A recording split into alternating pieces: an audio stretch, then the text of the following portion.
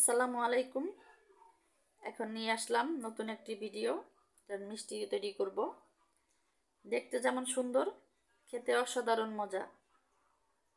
এটা আমি কি দিয়ে তৈরি করেছি এখন যদি না বলি, আপনারা আমার ভিডিওটা দেখে বুঝতে পারবেন যে আমি কি দিয়ে তৈরি করেছি। এই রেসিপিটা তৈরি করতে খুবই সহজ, খেতে দারুণ মজা।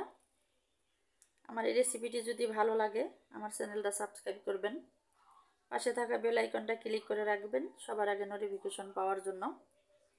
আসুন এই মিষ্টিটা আমি কি দিয়ে তৈরি করছি সেটাই দেখে নেই।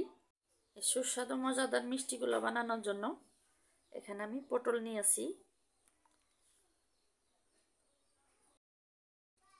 পটলগুলো আমি ছিলে নিব।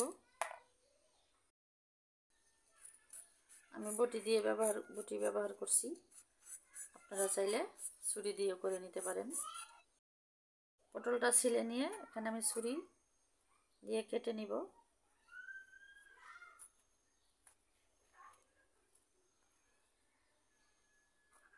সোজাসুজিভাবে কাটবো। কেটে নিয়ে এইভাবে যেই বিচিগুলো থাকে পটলের ভিতরে তুলে নিব। এভাবে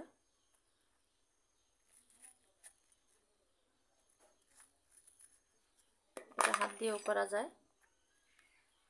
খেয়াল রাখবেন যেটা বিচি না থাকে, তাহলে খেতে ভালো লাগবে না।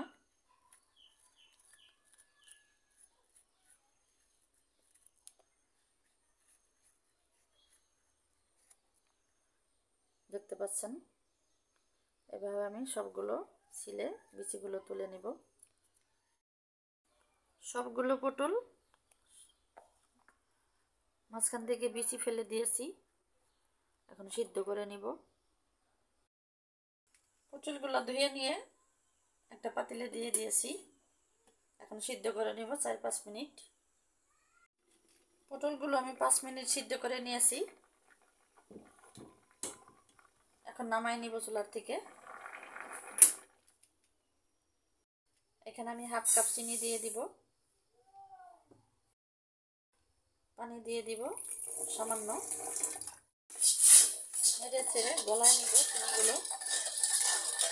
চিনিগুলো গলায় নিয়ে ফুড কালার দিয়ে দিব, সবুজ ফুড কালার দিয়েছি। এবার পটলগুলো দিয়ে দিব। পটলগুলো দিয়ে নেড়ে ছেড়ে জাল করতে থাকবো, শিরাটা ঘন হওয়া। ঢেকে দিয়ে 5-6 মিনিট জাল করব। 6-7 মিনিট আমি জাল করে নিয়েছি।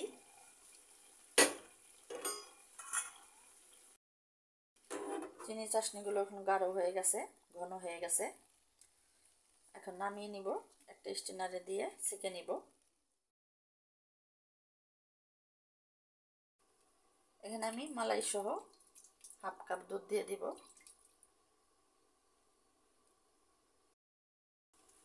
দুধগুলো আমি নেড়ে চেড়ে নিব। এখানে দিয়ে দিব 1 কাপ গুঁড়া দুধ।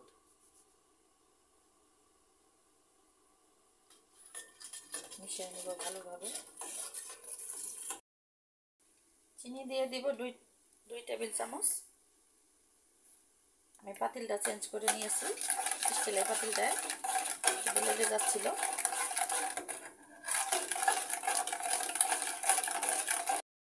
মিশ্রণটা আমি নেড়ে ছেড়ে গাঢ় করবো, একটা মাওয়া তৈরি করে নিব। একটু নরম থাকবে মাওয়ার থেকে। মাওয়াটা তৈরি হয়ে গেছে, নামিয়ে নিব। আমি নামিয়ে ঠান্ডা করে নিয়েছি, পটলগুলো ঠান্ডা করে নিয়েছি। মিশ্রণগুলো ঠান্ডা করে নিয়ে এভাবে দিয়ে দিব।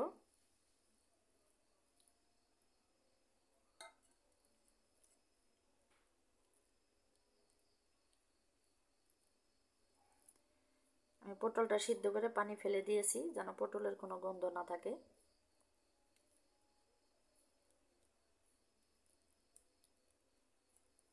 এভাবে করে দেব সবগুলো। দেখতে পাচ্ছেন আমি কিভাবে করলাম। এভাবে নিয়ে একটা একটা করে রেখে দিব। সবগুলো বানিয়ে নিব।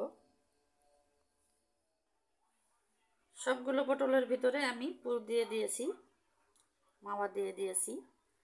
এটা দেখতে যেমন সুন্দর হয়েছে, খেতে অসাধারণ।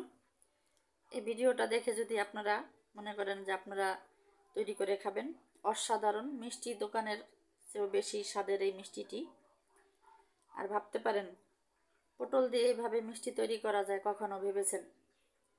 আশা করি এই রেসিপিটি আপনারা ট্রাই করে দেখবেন, ভালো লাগবে। আমাকে কমেন্ট করে জানাবেন কেমন হয়েছে।